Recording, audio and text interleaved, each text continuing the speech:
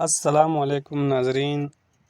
आज हम आप लोगों को दिखा रहे हैं सतह समंदर से 8,924 फुट की बुलंदी पर वाक़ा एक खूबसूरत गाँव गुलशन कबीर, जो कि ज़िला गांछे के सदर मकाम खपलू से 43 किलोमीटर के फासले पर वाक़ा है।